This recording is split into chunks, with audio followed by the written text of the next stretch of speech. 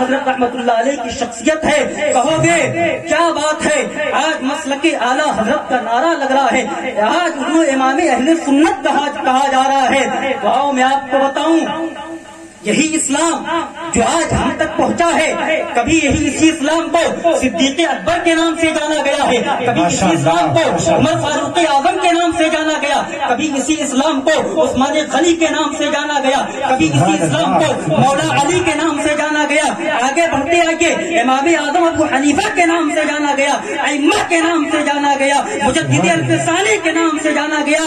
اور جب دیوبندیت وہابیت نے جنم لیا, عشق رسول کو دل سے مٹانا چاہا, تو امام محمد رضا خان نے قلم کو اٹھایا, قلم چلایا اور ان کے تمام باطل منصوبوں کو خاک میں ملا دیا.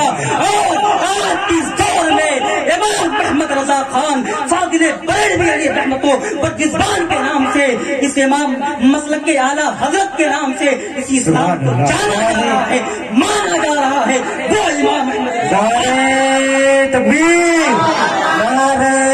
رسالت, اہل سنت, مسلک اعلیٰ حضرت, عظمت اعلیٰ حضرت, شان اعلیٰ حضرت, نعرہ تکبیر, نعرہ رسالت. واہ واہ واہ. میں مختصر میں عرض کرتا ہوا چلوں گا, سمجھے اعلیٰ حضرت ہیں کیا؟ اعلیٰ حضرت آپ ہیں کیا؟ آپ کی ذات ہے کیا؟ آؤ دیکھو, کسی بچے کی بسم اللہ خانی ہوتی ہے, آپ اسے لے کر جائیں مدرسے میں, مولوی صاحب سے کہیں حضرت بسم اللہ خانی کروا دیجئے, مولوی صاحب آپ کے بچے کو پورا حروف تہجی پڑھا ڈالیں گے, ہو سکتا ہے اسے صحیح سے یاد بھی نہ ہو, مگر میرے اعلیٰ حضرت کی شان تو دیکھو. آؤ ملاحظہ کرو, آپ کے استاد محترم آپ کو پڑھا رہے تھے, بسم اللہ خانی تھی, کہہ رہے بیٹا پڑھو الف, پڑھا الف, کہا پڑھو با, پڑھ دیا با, تا سا جیم ہا. جب آپ پہنچے ہیں لام الف پر, اعلیٰ حضرت خاموش, اعلیٰ حضرت خاموش. لام الف پر پہنچے تو اعلیٰ حضرت خاموش, کہا بیٹا پڑھو لام الف, اعلیٰ حضرت خاموش, کہا پڑھو بیٹا لام الف, اعلیٰ حضرت خاموش.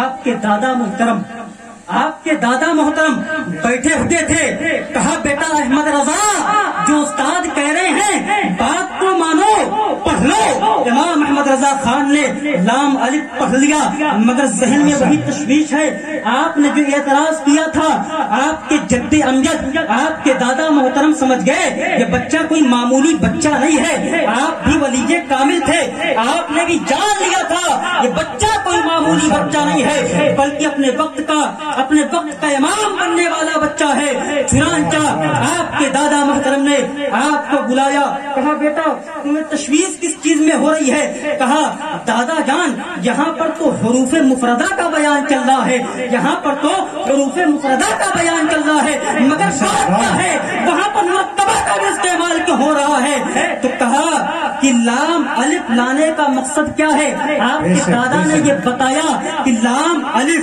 لانے کا مقصد یہ ہے کہ اے بیٹا امام احمد رضا, اے احمد رضا جس کو تم شروع میں الف پڑھ کر آئے تھے اصل میں وہ حمزہ تھا, جس کو تم شروع میں الف پڑھ کر آئے تھے اصل میں وہ حمزہ تھا, کیونکہ الف ہمیشہ ساکن ہوا کرتا ہے, ساکن سے ابتدا ہو نہیں سکتی, اور حمزہ متحرک ہوتا ہے کبھی ساکن ہوتا ہے, مگر الف کی یہ خصوصیت ہے کہ الف ہمیشہ ساکن ہوتا ہے, تلفظ ہو نہیں سکتا ہے, اسی وجہ سے تلفظ کرنے کے لیے لام کو لانا پڑا. مگر واہ اعلیٰ حضرت, آپ کے ذہن پر میں قربان جاؤں, میرے اعلیٰ حضرت نے کہا دادا جان اگر لانا ہی تھا تو لام کو کیوں لائے, با کو لے آتے, تا کو لے آتے, سا کو لے آتے, اس سے پہلے جو حروف تھے ان کو لے آتے. اتنی دور آنے کے بعد لام لانے کا مقصد کیا ہے, لام کو کیوں لایا گیا؟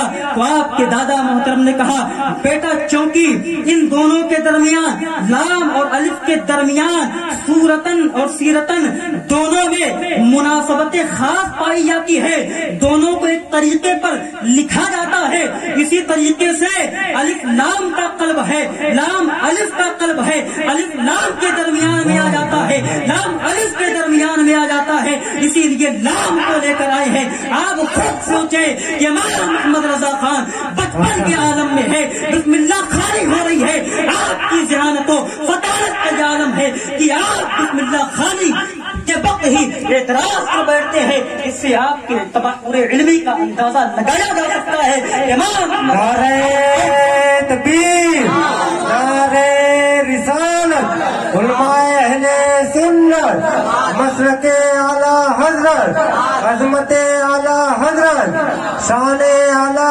حضرت، نعرہ تکبیر، نعرہ رسالت۔